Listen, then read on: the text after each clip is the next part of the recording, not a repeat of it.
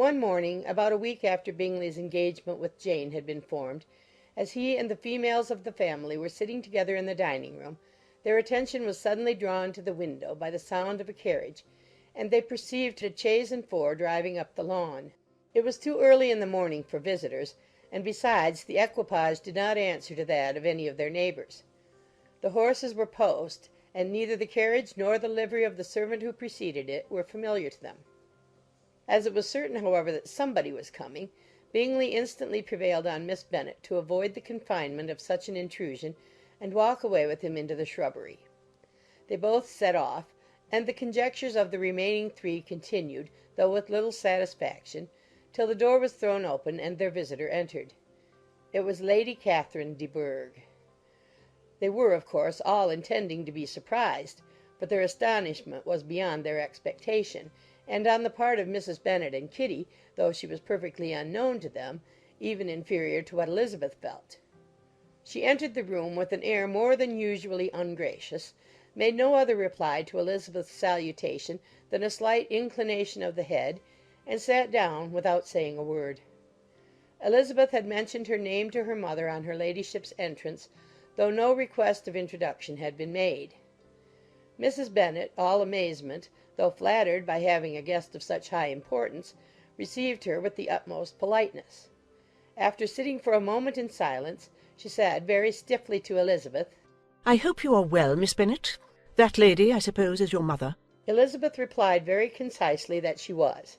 "And that, I suppose, is one of your sisters?" "Yes, madam," said Mrs. Bennet, delighted to speak to Lady Catherine. "she is my youngest girl but one. My youngest of all is lately married, and my eldest is somewhere about the grounds walking with a young man who, I believe, will soon become a part of the family." "You have a very small park here," returned Lady Catherine, after a short silence. "It is nothing in comparison of Rosings, my lady, I dare say, but I assure you it is much larger than Sir William Lucas's." "This must be a most inconvenient sitting-room for the evening in summer. The windows are full west." Mrs. Bennet assured her that they never sat there after dinner, and then added, "May I take the liberty of asking your ladyship whether you left Mr. and Mrs. Collins well?" "Yes, very well. I saw them the night before last." Elizabeth now expected that she would produce a letter for her from Charlotte, as it seemed the only probable motive for her calling. But no letter appeared, and she was completely puzzled. Mrs. Bennet, with great civility, begged her ladyship to take some refreshment, but Lady Catherine, very resolutely, and not very politely, declined eating anything, and then, rising up, said to Elizabeth, "Miss Bennet, there seemed to be a prettyish kind of a little wilderness on one side of your lawn. I should be glad to take a turn in it, if you will favour me with your company." "Go, my dear," cried her mother. "and show her ladyship about the different walks. I think she'll be pleased with the hermitage." Elizabeth obeyed, and running into her own room for her parasol, attended her noble guests downstairs. As they passed through the hall, Lady Catherine opened the doors into the dining parlour and drawing-room, and pronouncing them, after a short survey, to be decent-looking rooms, walked on. Her carriage remained at the door, and Elizabeth saw that her waiting-woman was in it. They proceeded in silence along the gravel walk that led to the copse. Elizabeth was determined to make no effort for conversation with a woman who was now more than usually insolent and disagreeable. "How could I ever think her like her nephew?" said she, as she looked in her face. As soon as they entered the copse, Lady Catherine began in the following manner. "You can be at no loss, Miss Bennet, to understand the reason of my journey hither. Your own heart, your own conscience must tell you why I come." Elizabeth looked with unaffected astonishment. "Indeed, you are mistaken, madam. I have not been at all able to account for the honour of seeing you here." "Miss Bennet," replied her ladyship in an angry tone, "you ought to know that I am not to be trifled with. But however insincere you may choose to be, you shall not find me so. My character has ever been celebrated for its sincerity and frankness, and in a cause of such moment as this, I shall certainly not depart from it. A report of a most alarming nature reached me 2 days ago. I was told that not only your sister was on the point of being most advantageously married, but that you, that Miss Elizabeth Bennet, would in all likelihood be soon afterwards united to my nephew, my own nephew, Mr. Darcy.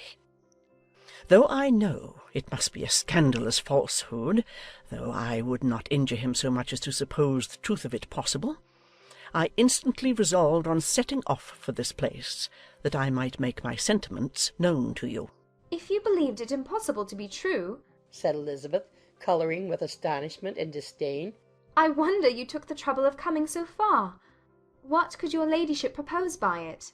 At once to insist upon having such a report universally contradicted. Your coming to Longbourn to see me and my family, said Elizabeth coolly, will rather be a confirmation of it, if indeed such a report is in existence. If? Do you then pretend to be ignorant of it? Has it not been industriously circulated by yourselves? Do you not know that such a report is spread abroad? I never heard that it was. And can you likewise declare that there is no foundation for it? I do not pretend to possess equal frankness with your ladyship. You may ask questions which I shall not choose to answer. This is not to be borne, Miss Bennet. I insist on being satisfied. Has my nephew made you an offer of marriage? Your ladyship has declared it to be impossible. It ought to be so. It must be so, while he retains the use of his reason. But your arts and allurements may, in a moment of infatuation, have made him forget what he owes to himself and to all his family. You may have drawn him in. If I have, I shall be the last person to confess it. Miss Bennet, do you know who I am? I have not been accustomed to such language as this. I am almost the nearest relation he has in the world, and am entitled to know all his dearest concerns. But you are not entitled to know mine, nor will such behaviour as this ever induce me to be explicit.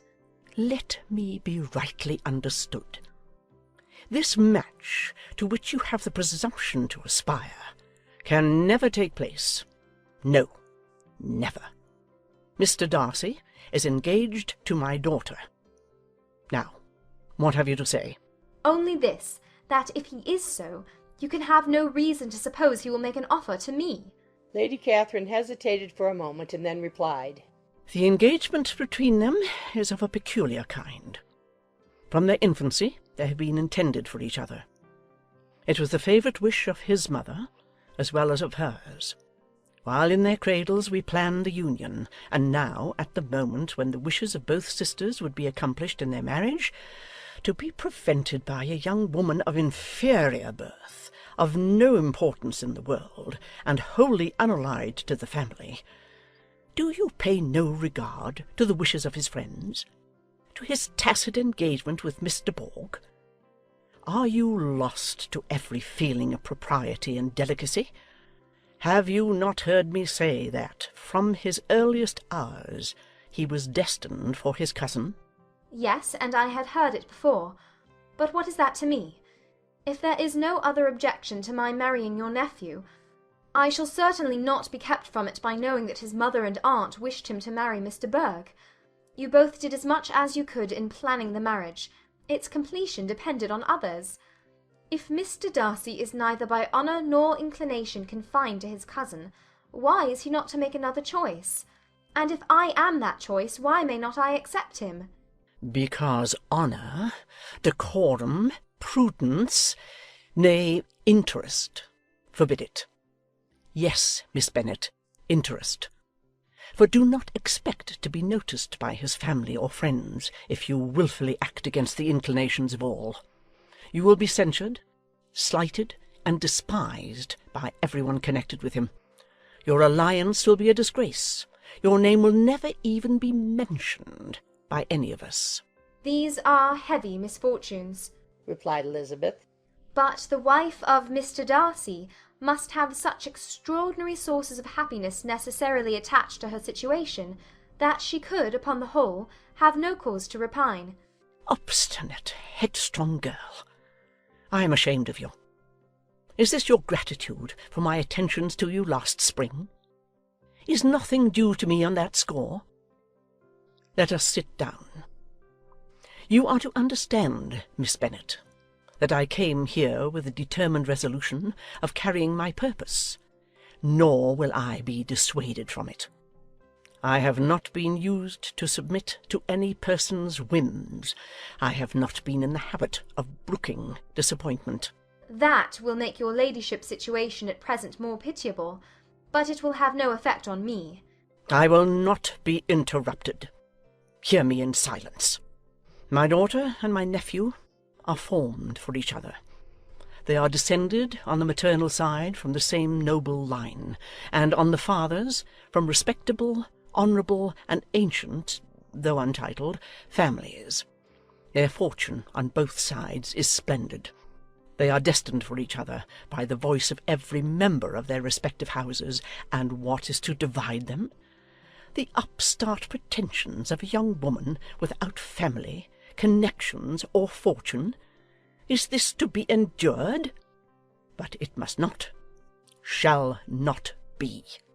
If you are sensible of your own good, you would not wish to quit the sphere in which you have been brought up. In marrying your nephew, I should not consider myself as quitting that sphere. He is a gentleman. I am a gentleman's daughter. So far we are equal. True. You are a gentleman's daughter. But who was your mother? Who are your uncles and aunts? Do not imagine me ignorant of their condition. Whatever my connections may be, said Elizabeth, if your nephew does not object to them, they can be nothing to you. Tell me, once for all, are you engaged to him? Though Elizabeth would not, for the mere purpose of obliging Lady Catherine, have answered this question, she could not but say, after a moment's deliberation, I am not. Lady Catherine seemed pleased. And will you promise me never to enter into such an engagement? I will make no promise of the kind. Miss Bennet, I am shocked and astonished. I expected to find a more reasonable young woman. But do not deceive yourself into a belief that I will ever recede. I shall not go away till you have given me the assurance I require. And I certainly never shall give it. I am not to be intimidated into anything so wholly unreasonable. Your ladyship wants Mr. Darcy to marry your daughter, but would my giving you the wished-for promise make their marriage at all more probable? Supposing him to be attached to me, would my refusing to accept his hand make him wish to bestow it on his cousin? Allow me to say, Lady Catherine, that the arguments with which you have supported this extraordinary application have been as frivolous as the application was ill-judged. You have widely mistaken my character, if you think I can be worked on by such persuasions as these. How far your nephew might approve of your interference in his affairs I cannot tell, but you have certainly no right to concern yourself in mine. I must beg, therefore, to be importuned no farther on the subject. Not so hasty, if you please. I have by no means done. To all the objections I have already urged, I have still another to add. I am no stranger to the particulars of your youngest sister's infamous elopement. I know it all, that the young man's marrying her was a patched-up business at the expense of your father and uncles. And is such a girl to be my nephew's sister? Is her husband, is the son of his late father's steward, to be his brother? Heaven and earth, of what are you thinking? Are the shades of Pemberley to be thus polluted? You can now have nothing further to say, she resentfully answered. You have insulted me in every possible method. I must beg to return to the house. And she rose as she spoke. Lady Catherine rose also, and they turned back. Her ladyship was highly incensed. You have no regard, then, for the honour and credit of my nephew. Unfeeling, selfish girl! Do you not consider that a connection with you must disgrace him in the eyes of everybody? Lady Catherine, I have nothing further to say. You know my sentiments. You are then resolved to have him? I have said no such thing. I am only resolved to act in that manner which will, in my own opinion, constitute my happiness, without reference to you, or to any person so wholly unconnected with me. It is well. You refuse, then, to oblige me. You refuse to obey the claims of duty, honour, and gratitude. You are determined to ruin him in the opinion of all his friends, and make him the contempt of the world. Neither duty, nor honour, nor gratitude, replied Elizabeth, have any possible claim on me in the present instance. No principle of either would be violated by my marriage with Mr. Darcy. And with regard to the resentment of his family, or the indignation of the world, if the former were excited by his marrying me, it would not give me one moment's concern, and the world in general would have too much sense to join in the scorn. And this is your real opinion? This is your final resolve? Very well. I shall now know how to act. Do not imagine, Miss Bennet, that your ambition will ever be gratified. I came to try you. I hoped to find you reasonable. But, depend upon it, I will carry my point. In this manner Lady Catherine talked on till they were at the door of the carriage, when, turning hastily round, she added, I take no leave of you, Miss Bennet. I send no compliments to your mother. You deserve no such attention. I am most seriously displeased. Elizabeth made no answer, and without attempting to persuade her ladyship to return into the house, walked quietly into it herself. She heard the carriage drive away as she proceeded upstairs. Her mother impatiently met her at the door of the dressing-room to ask why Lady Catherine would not come in again and rest herself. She did not choose it, said her daughter. She would go. She is a very fine-looking woman, and her calling here was prodigiously civil, for she only came, I suppose, to tell us the Collinses were well. She's on her road somewhere, I dare say, and so, passing through Meryton, thought she might as well call on you. I suppose she had nothing particular to say to you, Lizzie? Elizabeth was forced to give in to a little falsehood here, for to acknowledge the substance of their conversation was impossible.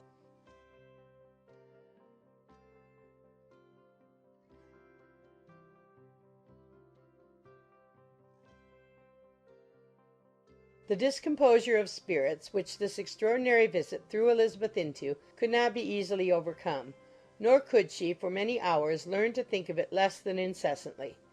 Lady Catherine, it appeared, had actually taken the trouble of this journey from Rosings for the sole purpose of breaking off her supposed engagement with Mr. Darcy. It was a rational scheme, to be sure, but from what the report of their engagement could originate, Elizabeth was at a loss to imagine, till she recollected that his being the intimate friend of Bingley, and her being the sister of Jane, was enough, at a time when the expectation of one wedding made everybody eager for another, to supply the idea. She had not herself forgotten to feel that the marriage of her sister must bring them more frequently together, and her neighbours at Lucas Lodge, therefore, for through their communication with the Collinses the report, she concluded, had reached Lady Catherine, had only set that down as almost certain and immediate which she had looked forward to as possible at some future time. In revolving Lady Catherine's expressions, however, she could not help feeling some uneasiness as to the possible consequence of her persisting in this interference. From what she had said of her resolution to prevent their marriage, it occurred to Elizabeth that she must meditate an application to her nephew, and how he might take a similar representation of the evils attached to a connection with her she dared not pronounce. She knew not the exact degree of his affection for his aunt, or his dependence on her judgment, but it was natural to suppose that he thought much higher of her ladyship than she could do, and it was certain that, in enumerating the miseries of a marriage with one whose immediate connections were so unequal to his own, his aunt would address him on his weakest side. With his notions of dignity, he would probably feel that the arguments, which to Elizabeth had appeared weak and ridiculous, contained much good sense and solid reasoning. If he had been wavering before as to what he should do, which had often seemed likely, the advice and entreaty of so near a relation might settle every doubt, and determine him at once to be as happy as dignity unblemished could make him. In that case he would return no more. Lady Catherine might see him in her way through town, and his engagement to Bingley of coming again to Netherfield must give way. If, therefore, an excuse for not keeping his promise should come to his friend within a few days, she added, I shall know how to understand it. I shall then give over every expectation, every wish of his constancy. If he is satisfied with only regretting me, when he might have obtained my affections in hand, I shall soon cease to regret him at all. The surprise of the rest of the family, on hearing who their visitor had been, was very great, but they obligingly satisfied it with the same kind of supposition which had appeased Mrs. Bennet's curiosity, and Elizabeth was spared from much teasing on the subject. The next morning, as she was going downstairs, she was met by her father, who came out of his library with a letter in his hand. "Lizzie," Said he. "I was going to look for you. Come into my room." She followed him thither, and her curiosity to know what he had to tell her was heightened by the supposition of its being in some manner connected with the letter he held. It suddenly struck her that it might be from Lady Catherine, and she anticipated with dismay all the consequent explanations. She followed her father to the fireplace, and they both sat down. He then said, "I have received a letter this morning that astonished me exceedingly. As it principally concerns yourself, you ought to know its contents. I did not know before that I had 2 daughters on the brink of matrimony. Let me congratulate you on a very important conquest." The colour now rushed into Elizabeth's cheeks in the instantaneous conviction of its being a letter from the nephew instead of the aunt, and she was undetermined whether most to be pleased that he explained himself at all, or offended that his letter was not rather addressed to herself, when her father continued, "You look conscious. Young ladies have great penetration in such matters as these, but I think I may defy even your sagacity to discover the name of your admirer. This letter is from Mr. Collins." From Mr. Collins? And what can he have to say? "Something very much to the purpose, of course. He begins with congratulations on the approaching nuptials of my eldest daughter, of which it seems he has been told by some of the good-natured gossiping Lucases. I shall not sport with your impatience by reading what he says on that point. What relates to yourself is as follows. Having thus offered you the sincere congratulations of Mrs. Collins and myself on the happy event, let me now add a short hint on the subject of another, of which we have been advertised by the same authority. Your daughter, Elizabeth, it is presumed, will not long bear the name of Bennet, after her elder sister has resigned it, and the chosen partner of her fate may be reasonably looked up to as one of the most illustrious personages in this land." Can you possibly guess, Lizzie, who is meant by this? This young gentleman is blessed, in a peculiar way, with everything the heart of mortal can most desire: splendid property, noble kindred, and extensive patronage. Yet, in spite of all these temptations, let me warn my cousin Elizabeth, and yourself, of what evils you may incur by a precipitate closure with this gentleman's proposals, which, of course, you will be inclined to take immediate advantage of. Have you any idea, Lizzie, who this gentleman is? But now it comes out. My motive for cautioning you is as follows.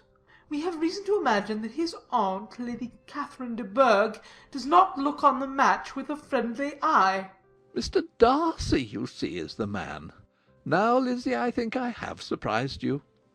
Could he, or the Lucases, have pitched on any man within the circle of our acquaintance, whose name would have given the lie more effectually to what they related? Mr. Darcy, who never looks at any woman but to see a blemish, and who probably never looked at you in his life. It is admirable. Elizabeth tried to join in her father's pleasantry, but could only force one most reluctant smile. Never had his wit been directed in a manner so little agreeable to her. Are you not diverted? Oh, yes. Pray, read on. After mentioning the likelihood of this marriage to her ladyship last night, she immediately, with her usual condescension, expressed what she felt on the occasion, when it became apparent that, on the score of some family objections on the part of my cousin, she would never give her consent to what she termed so disgraceful a match. I thought it my duty to give the speediest intelligence of this to my cousin, that she and her noble admirer may be aware of what they are about, and not run hastily into a marriage which has not been properly sanctioned. Mr. Collins moreover adds, I am truly rejoiced that my cousin Lydia's sad business has been so well hushed up, and am only concerned that their living together before the marriage took place should be so generally known. I must not, however, neglect the duties of my station, or refrain from declaring my amazement at hearing that you received the young couple into your house as soon as they were married. It was an encouragement of vice, and had I been the rector of Longbourn, I should very strenuously have opposed it. You ought certainly to forgive them as a Christian, but never to admit them in your sight, or allow their names to be mentioned in your hearing." That is his notion of Christian forgiveness. The rest of his letter is only about his dear Charlotte's situation, and his expectation of a young olive branch. But, Lizzie, you look as if you did not enjoy it. You're not going to be missish, I hope, and pretend to be affronted at an idle report. For what do we live but to make sport for our neighbours, and laugh at them in our turn? "Oh," cried Elizabeth. "I am excessively diverted. But it is so strange." Yes, that is what makes it amusing. Had they fixed on any other man, it would have been nothing. But his perfect indifference and your pointed dislike make it so delightfully absurd. Much as I abominate writing, I would not give up Mr. Collins's correspondence for any consideration. Nay, when I read a letter of his, I cannot help giving him the preference even over Wickham, much as I value the impudence and hypocrisy of my son-in-law. And pray, Lizzie, what said Lady Catherine about this report? Did she call to refuse her consent? To this question his daughter replied only with a laugh, and as it had been asked without the least suspicion, she was not distressed by his repeating it. Elizabeth had never been more at a loss to make her feelings appear what they were not. It was necessary to laugh when she would rather have cried. Her father had most cruelly mortified her by what he said of Mr. Darcy's indifference, and she could do nothing but wonder at such a want of penetration, or fear that perhaps instead of his seeing too little, she might have fancied too much.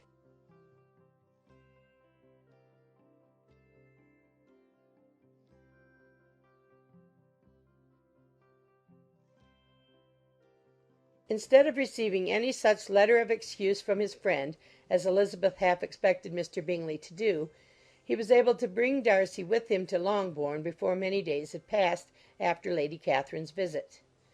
The gentleman arrived early, and before Mrs. Bennet had time to tell him of their having seen his aunt, of which her daughter sat in momentary dread, Bingley, who wanted to be alone with Jane, proposed their all walking out. It was agreed to. Mrs. Bennet was not in the habit of walking. Mary could never spare time, but the remaining five set off together. Bingley and Jane, however, soon allowed the others to outstrip them. They lagged behind, while Elizabeth, Kitty, and Darcy were to entertain each other. Very little was said by either. Kitty was too much afraid of him to talk. Elizabeth was secretly forming a desperate resolution, and perhaps he might be doing the same. They walked towards the Lucases because Kitty wished to call upon Maria, and as Elizabeth saw no occasion for making it a general concern, when Kitty left them she went boldly on with him alone. Now was the moment for her resolution to be executed, and while her courage was high, she immediately said, "Mr. Darcy, I am a very selfish creature, and for the sake of giving relief to my own feelings, care not how much I may be wounding yours. I can no longer help thanking you for your unexampled kindness to my poor sister. Ever since I have known it, I have been most anxious to acknowledge to you how gratefully I feel it. Were it known to the rest of my family, I should not have merely my own gratitude to express." "I am sorry, exceedingly sorry," replied Darcy, in a tone of surprise and emotion, "that you have ever been informed of what may, in a mistaken light, have given you uneasiness. I did not think Mrs. Gardiner was so little to be trusted." "You must not blame my aunt. Lydia's thoughtlessness first betrayed to me that you had been concerned in the matter, and of course I could not rest till I knew the particulars. Let me thank you again and again, in the name of all my family, for that generous compassion which induced you to take so much trouble and bear so many mortifications for the sake of discovering them." "If you will thank me," he replied, "let it be for yourself alone, That the wish of giving happiness to you might add force to the other inducements which led me on, I shall not attempt to deny. But your family owe me nothing. Much as I respect them, I believe I thought only of you. Elizabeth was too much embarrassed to say a word. After a short pause, her companion added, You are too generous to trifle with me. If your feelings are still what they were last April, tell me so at once. My affections and wishes are unchanged, but one word from you will silence me on this subject forever. Elizabeth, feeling all the more than common awkwardness and anxiety of his situation, now forced herself to speak, and immediately, though not very fluently, gave him to understand that her sentiments had undergone so material a change since the period to which he alluded, as to make her receive with gratitude and pleasure his present assurances. The happiness which this reply produced was such as he had probably never felt before, and he expressed himself on the occasion as sensibly and as warmly as a man violently in love can be supposed to do. Had Elizabeth been able to encounter his eye, she might have seen how well the expression of heartfelt delight diffused over his face became him. But though she could not look, she could listen, and he told her of feelings which, in proving of what importance she was to him, made his affection every moment more valuable. They walked on, without knowing in what direction. There was too much to be thought and felt and said for attention to any other object. She soon learnt that they were indebted for their present good understanding to the efforts of his aunt, who did call on him in her return through London, and there relate her journey to Longbourn, its motive, and the substance of her conversation with Elizabeth, dwelling emphatically on every expression of the latter which, in her ladyship's apprehension, peculiarly denoted her perverseness and assurance, in the belief that such a relation must assist her endeavours to obtain that promise from her nephew which she had refused to give. But unluckily for her ladyship, its effect had been exactly contrariwise.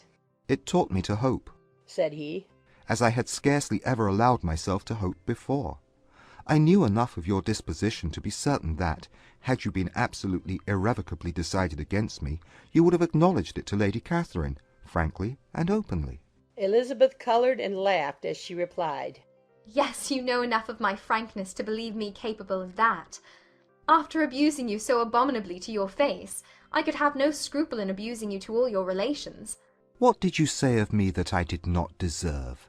For, though your accusations were ill-founded, formed on mistaken premises, my behaviour to you at the time had merited the severest reproof. It was unpardonable. I cannot think of it without abhorrence. We will not quarrel for the greater share of blame annexed to that evening, said Elizabeth. The conduct of neither, if strictly examined, will be irreproachable. But since then we have both, I hope, improved in civility. I cannot be so easily reconciled to myself. The recollection of what I then said, of my conduct, my manners, my expressions during the whole of it, is now, and has been many months, inexpressibly painful to me. Your reproof, so well applied, I shall never forget. Had you behaved in a more gentlemanlike manner, those were your words. You know not, you can scarcely conceive how they have tortured me, though it was some time, I confess, before I was reasonable enough to allow their justice. I was certainly very far from expecting them to make so strong an impression. I had not the smallest idea of their being ever felt in such a way. I can easily believe it. You thought me then devoid of every proper feeling. I am sure you did. The turn of your countenance I shall never forget, as you said that I could not have addressed you in any possible way that would induce you to accept me. Oh, do not repeat what I then said. These recollections will not do at all. I assure you that I have long been most heartily ashamed of it. Darcy mentioned his letter. Did it? Said he. Did it soon make you think better of me? Did you, on reading it, give me any credit to its contents? She explained what its effect on her had been, and how gradually all her former prejudices had been removed. I knew, said he, that what I wrote must give you pain, but it was necessary. I hope you have destroyed the letter. There was one part especially, the opening of it, which I should dread your having the power of reading again. I can remember some expressions which might justly make you hate me. The letter shall certainly be burnt, if you believe it essential to the preservation of my regard. But though we have both reason to think my opinions not entirely unalterable, they are not, I hope, quite so easily changed as that implies. When I wrote that letter, replied Darcy, I believed myself perfectly calm and cool, but I am since convinced that it was written in a dreadful bitterness of spirit. The letter perhaps began in bitterness, but it did not end so. The adieu is charity itself. But think no more of the letter. The feelings of the person who wrote, and the person who received it, are now so widely different from what they were then, that every unpleasant circumstance attending it ought to be forgotten. You must learn some of my philosophy. Think only of the past as its remembrance gives you pleasure. I cannot give you credit for any philosophy of the kind. Your retrospections must be so totally void of reproach that the contentment arising from them is not of philosophy, but, what is much better, of innocence. But with me it is not so. Painful recollections will intrude which cannot, which ought not, to be repelled. I have been a selfish being all my life, in practice, though not in principle.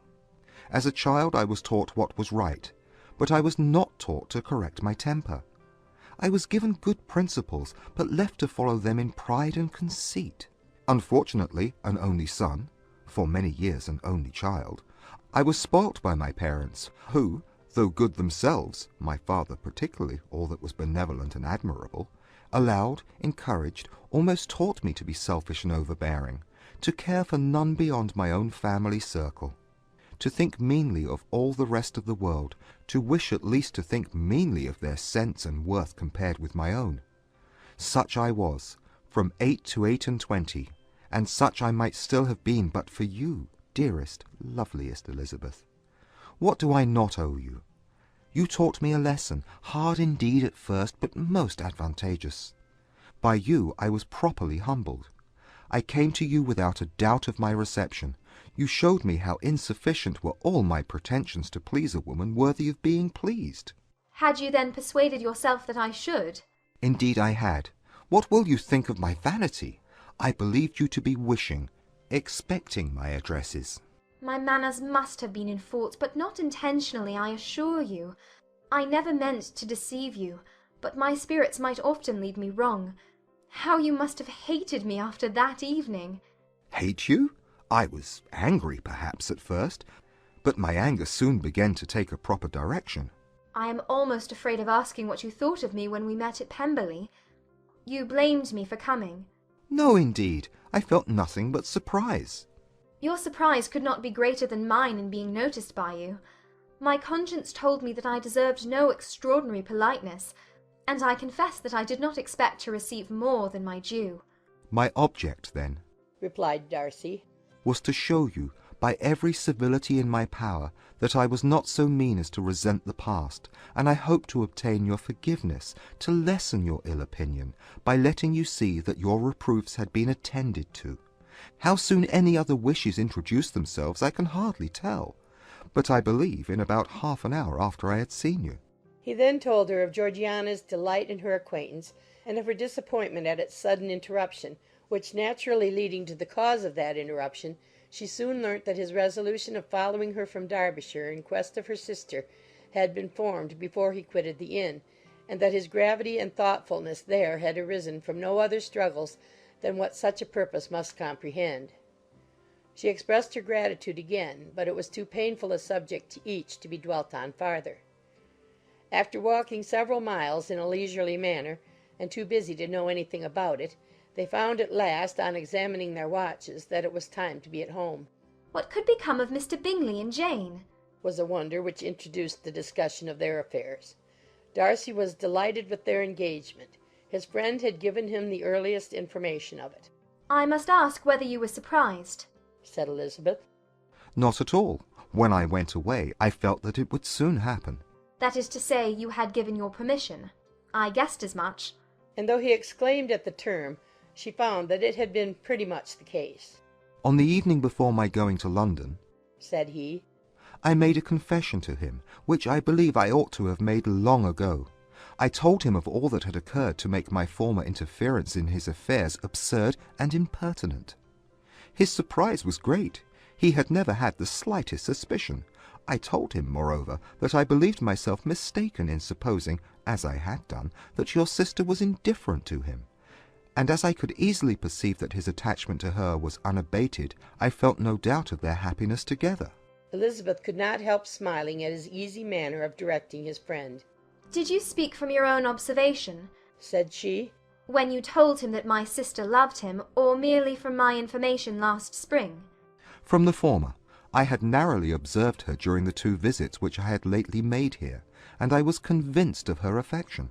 And your assurance of it, I suppose, carried immediate conviction to him. It did. Bingley is most unaffectedly modest. His diffidence had prevented him depending on his own judgment in so anxious a case, but his reliance on mine made everything easy. I was obliged to confess one thing, which, for a time, and not unjustly, offended him. I could not allow myself to conceal that your sister had been in town 3 months last winter, that I had known it, and purposely kept it from him. He was angry, but his anger, I am persuaded, lasted no longer than he remained in any doubt of your sister's sentiments. He has heartily forgiven me now. Elizabeth longed to observe that Mr. Bingley had been a most delightful friend, so easily guided that his worth was invaluable, but she checked herself. She remembered that he had yet to learn to be laughed at, and it was rather too early to begin.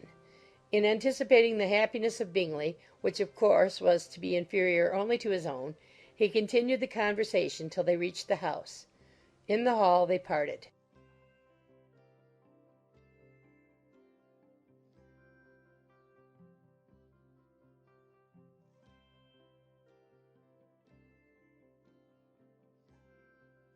My dear Lizzie, where can you have been walking to? Was a question which Elizabeth received from Jane as soon as she entered their room, and from all the others when they sat down to table.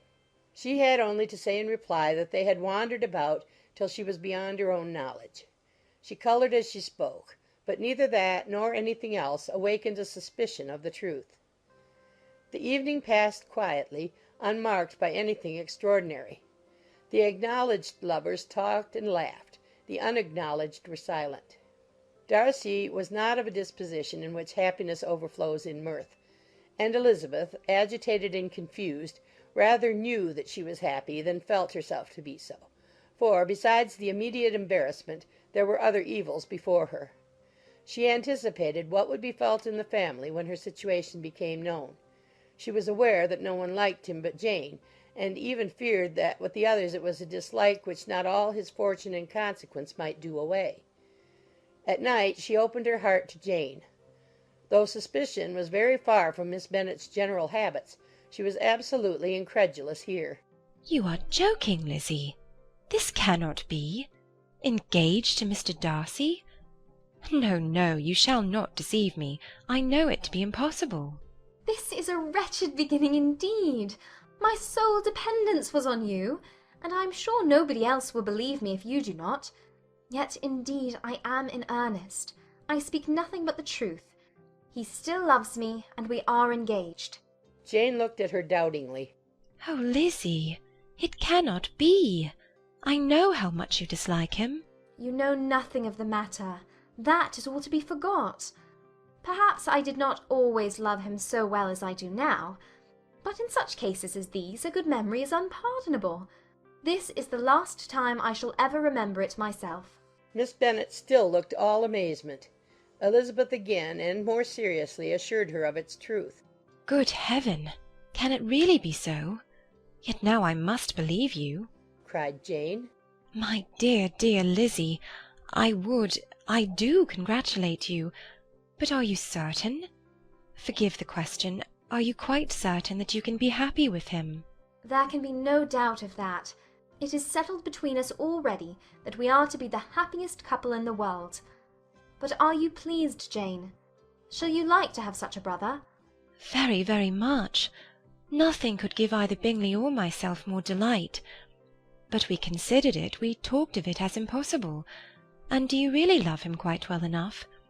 Oh, Lizzie, do anything rather than marry without affection. Are you quite sure that you feel what you ought to do? Oh, yes. You will only think I feel more than I ought to do when I tell you all. What do you mean? Why, I must confess that I love him better than I do Bingley. I am afraid you will be angry. My dearest sister, now be serious. I want to talk very seriously. Let me know everything that I am to know without delay. Will you tell me how long you have loved him? It has been coming on so gradually that I hardly know when it began. But I believe I must date it from my first seeing his beautiful grounds at Pemberley. Another entreaty that she would be serious, however, produced the desired effect, and she soon satisfied Jane by her solemn assurances of attachment. When convinced on that article, Miss Bennet had nothing further to wish. Now I am quite happy, said she, for you will be as happy as myself. I always had a value for him. Were it for nothing but his love of you, I must always have esteemed him. But now, as Bingley's friend and your husband, there can be only Bingley and yourself more dear to me. But, Lizzie, you have been very sly, very reserved with me. How little did you tell me of what passed at Pemberley and Lambton? I owe all that I know of it to another, not to you. Elizabeth told her the motives of her secrecy.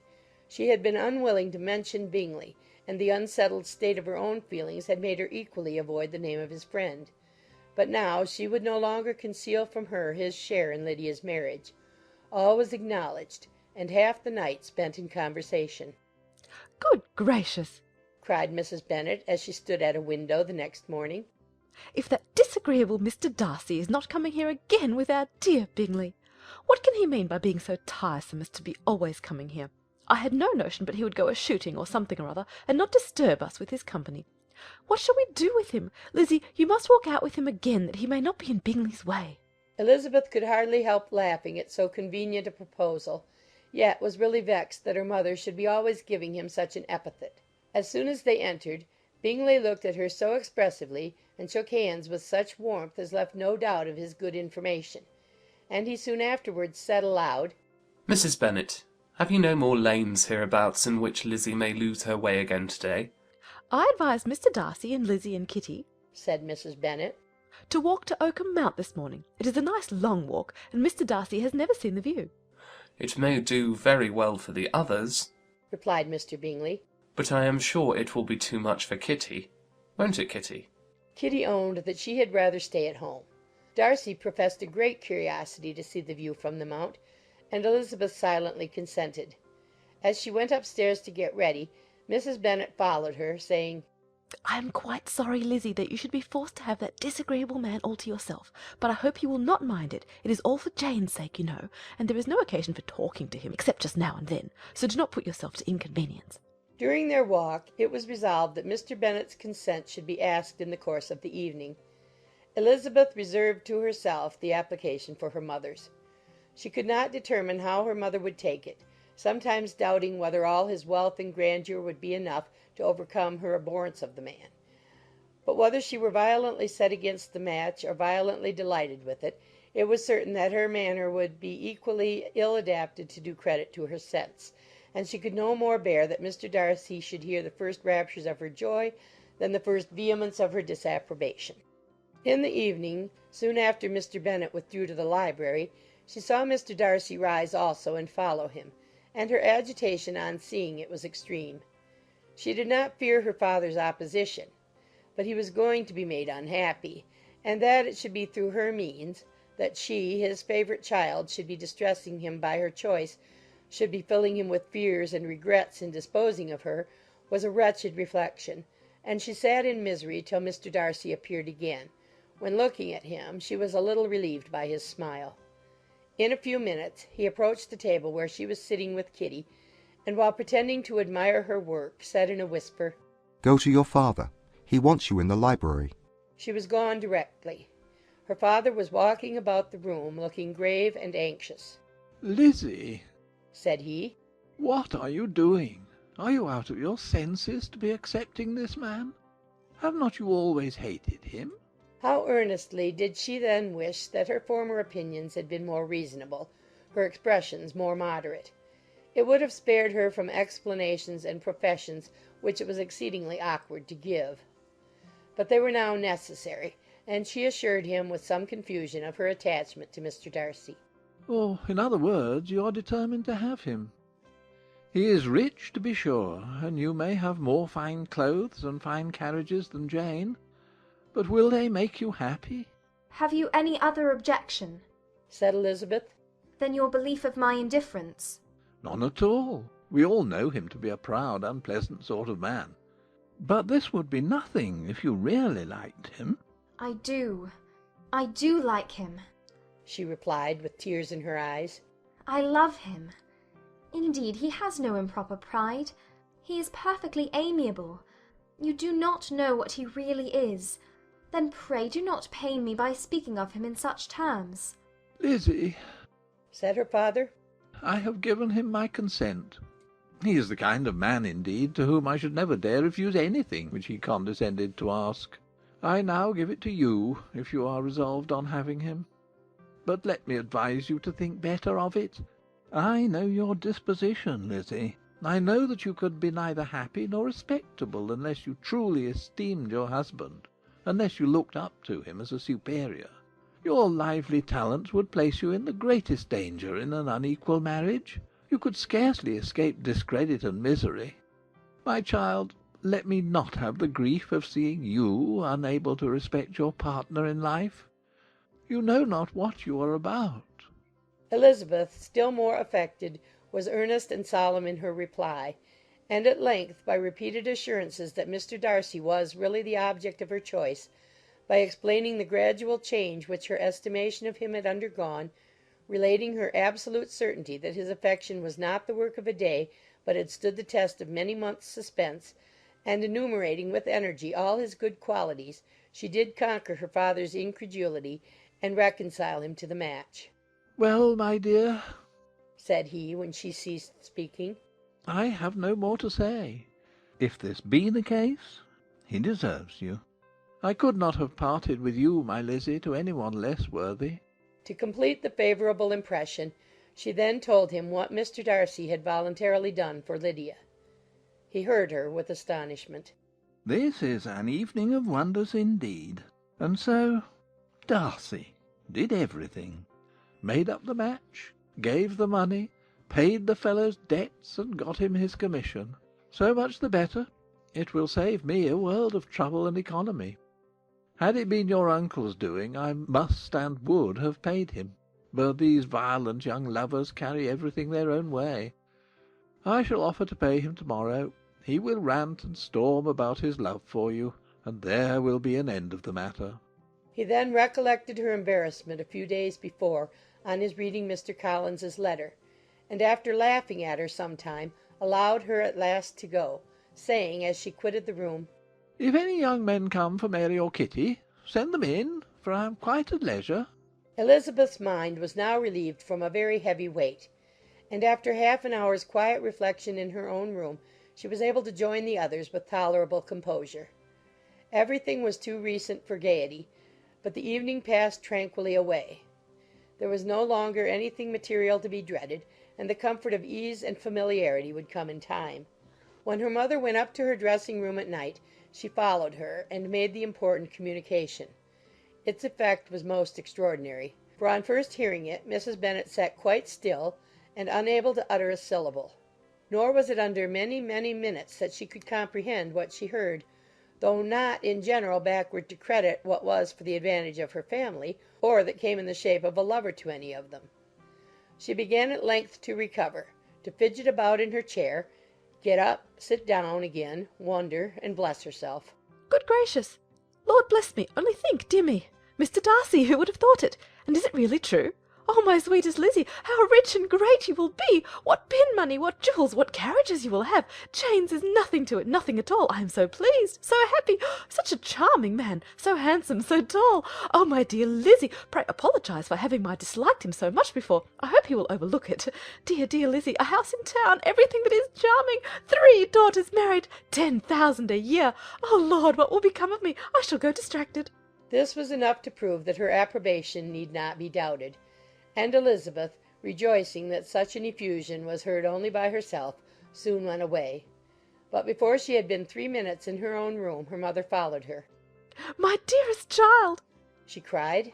I can think of nothing else. 10,000 a year, and very likely more. 'Tis as good as a lord, and a special licence. You must and shall be married by a special licence. But, my dearest love, tell me what dish Mr. Darcy is particularly fond of, that I may have it to-morrow. This was a sad omen of what her mother's behaviour to the gentleman himself might be, and Elizabeth found that, though in the certain possession of his warmest affection, and secure of her relations' consent, there was still something to be wished for.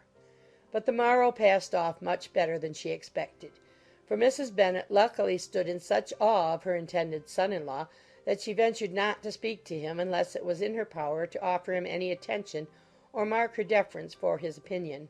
Elizabeth had the satisfaction of seeing her father taking pains to get acquainted with him, and Mr. Bennet soon assured her that he was rising every hour in his esteem. "I admire all my 3 sons-in-law highly," said he.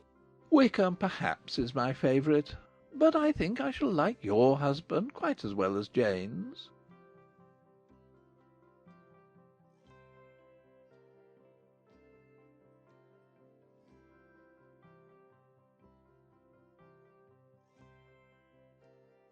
Elizabeth's spirits soon rising to playfulness again, she wanted Mr. Darcy to account for his having ever fallen in love with her. "How could you begin?" said she. "I can comprehend your going on charmingly when you had once made a beginning, but what could set you off in the first place?" I cannot fix on the hour, or the spot, or the look, or the words which laid the foundation. It is too long ago. I was in the middle before I knew that I had begun. My beauty you had early withstood, and as for my manners, my behaviour to you was at least always bordering on the uncivil, and I never spoke to you without rather wishing to give you pain than not. Now be sincere. Did you admire me for my impertinence?" For the liveliness of your mind, I did. "You may as well call it impertinence at once. It was very little less. The fact is that you were sick of civility, of deference, of officious attention. You were disgusted with the women who were always speaking and looking and thinking for your approbation alone. I roused and interested you because I was so unlike them. Had you not been really amiable, you would have hated me for it. But in spite of the pains you took to disguise yourself, your feelings were always noble and just, and in your heart you thoroughly despised the persons who so assiduously courted you.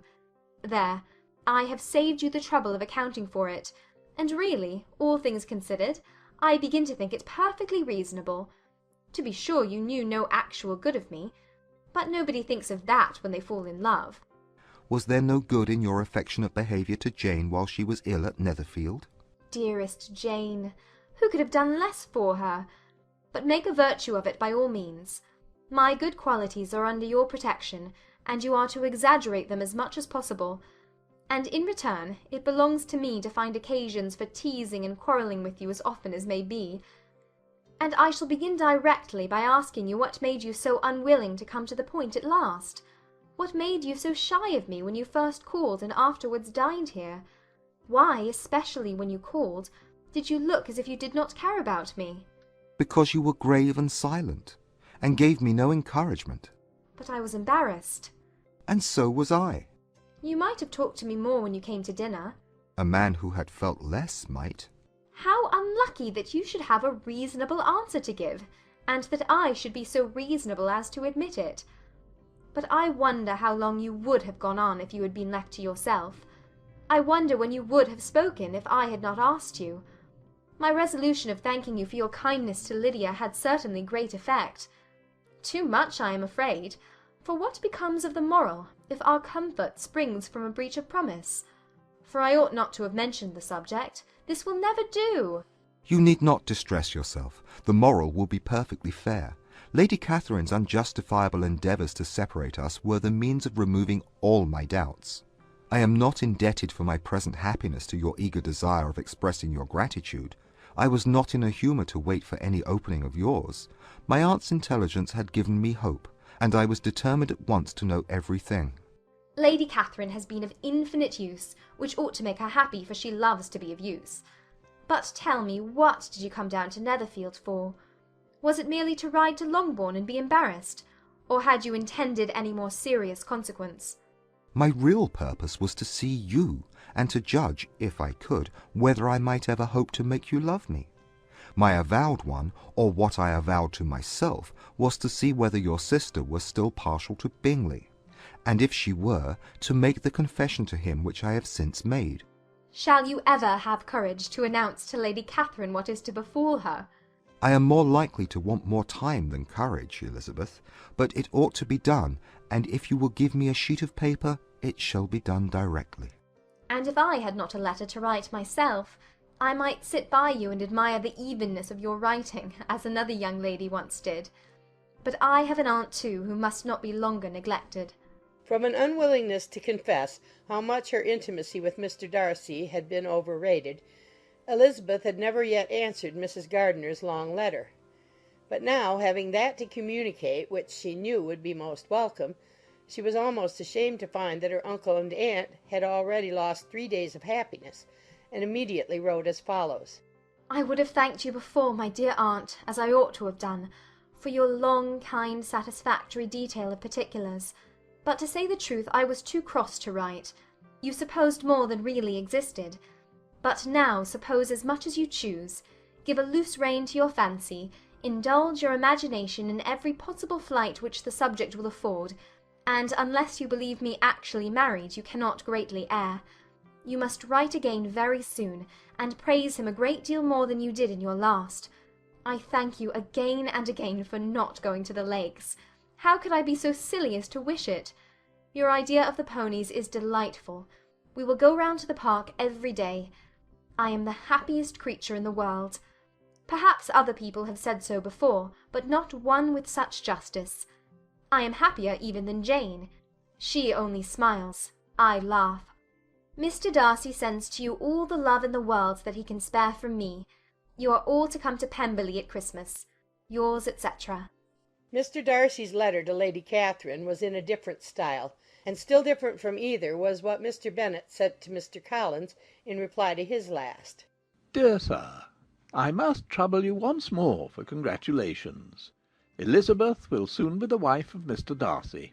Console Lady Catherine as well as you can.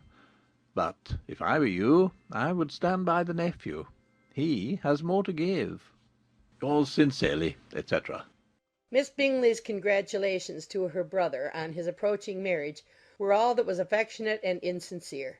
She wrote even to Jane on the occasion to express her delight and repeat all her former professions of regard. Jane was not deceived, but she was affected, and though feeling no reliance on her, could not help writing her a much kinder answer than she knew was deserved. The joy which Miss Darcy expressed on receiving similar information was as sincere as her brother's in sending it. 4 sides of paper were insufficient to contain all her delight, and all her earnest desire of being loved by her sister. Before any answer could arrive from Mr. Collins, or any congratulations to Elizabeth from his wife, the Longbourn family heard that the Collinses were come themselves to Lucas Lodge. The reason of this sudden removal was soon evident. Lady Catherine had been rendered so exceedingly angry by the contents of her nephew's letter, that Charlotte, really rejoicing in the match, was anxious to get away till the storm was blown over. At such a moment the arrival of her friend was a sincere pleasure to Elizabeth, though in the course of their meetings she must sometimes think the pleasure dearly bought when she saw Mr. Darcy exposed to all the parading and obsequious civility of her husband. He bore it, however, with admirable calmness. He could even listen to Sir William Lucas when he complimented him on carrying away the brightest jewel of the country, and expressed his hopes of their all meeting frequently at St. James's with very decent composure. If he did shrug his shoulders, it was not till Sir William was out of sight. Mrs. Phillips's vulgarity was another, and perhaps a greater, tax on his forbearance; and though Mrs. Phillips, as well as her sister, stood in too much awe of him to speak with the familiarity which Bingley's good humour encouraged, yet whenever she did speak she must be vulgar. Nor was her respect for him, though it made her more quiet, at all likely to make her more elegant. Elizabeth did all she could to shield him from the frequent notice of either, and was ever anxious to keep him to herself and to those of her family with whom he might converse without mortification. And though the uncomfortable feelings arising from all this took from the season of courtship much of its pleasure, it added to the hope of the future, and she looked forward with delight to the time when they should be removed from society so little pleasing to either, to all the comfort and elegance of their family party at Pemberley.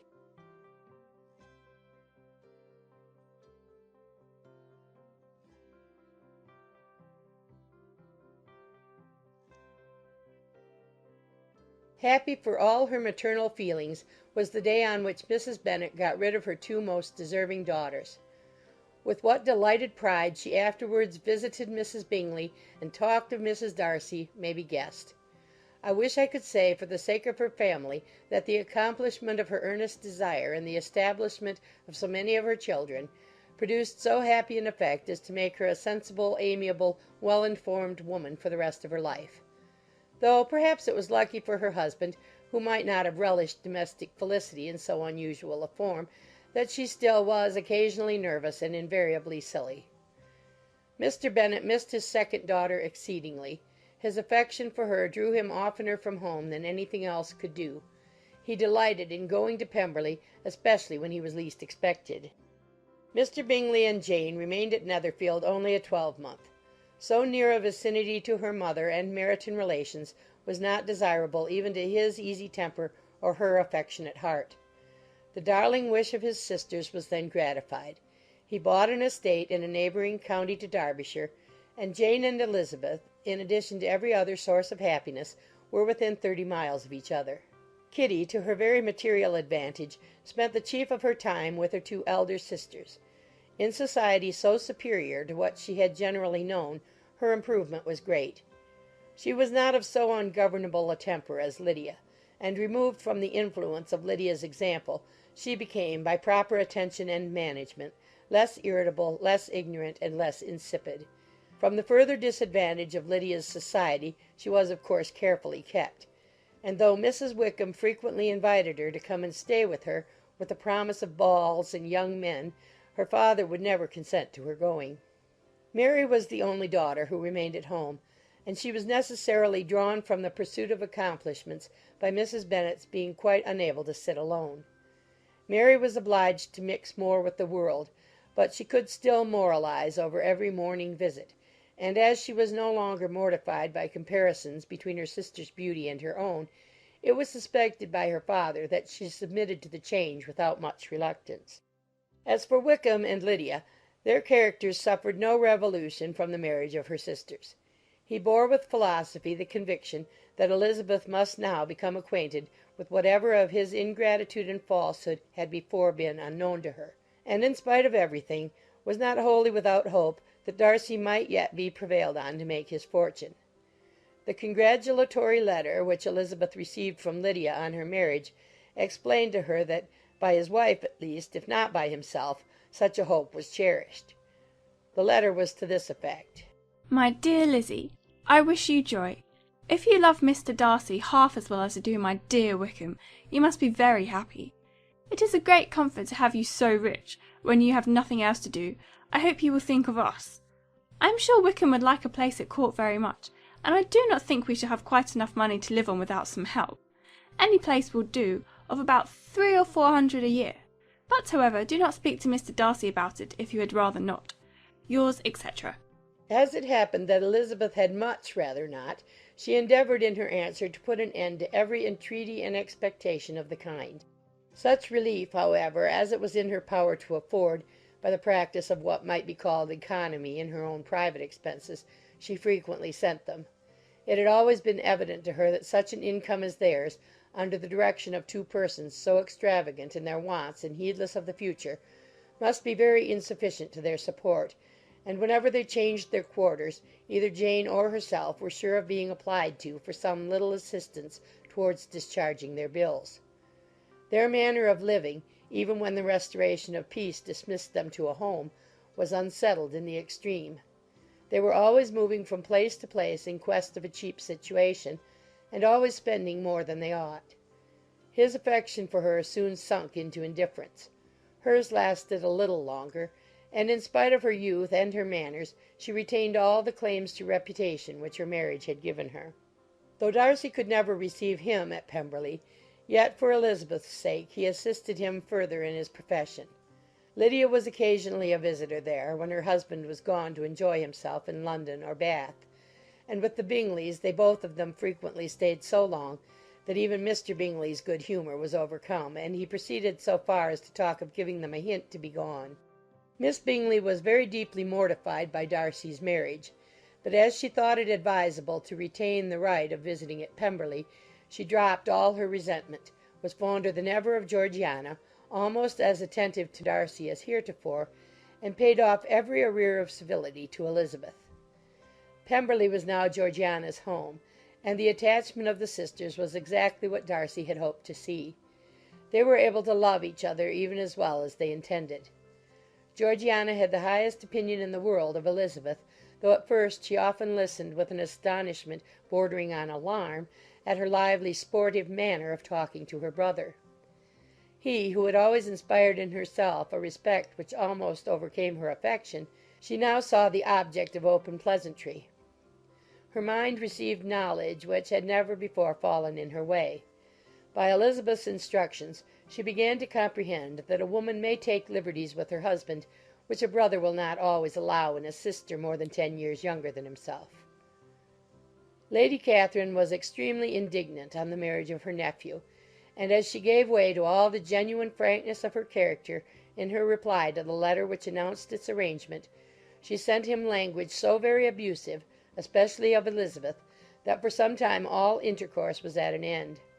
But at length, by Elizabeth's persuasion, he was prevailed on to overlook the offence and seek a reconciliation; and after a little further resistance on the part of his aunt, her resentment gave way, either to her affection for him or her curiosity to see how his wife conducted herself, and she condescended to wait on them at Pemberley, in spite of that pollution which its woods had received, not merely from the presence of such a mistress, but the visits of her uncle and aunt from the city.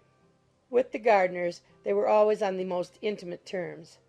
Darcy, as well as Elizabeth, really loved them, and they were both ever sensible of the warmest gratitude towards the persons who, by bringing her into Derbyshire, had been the means of uniting them.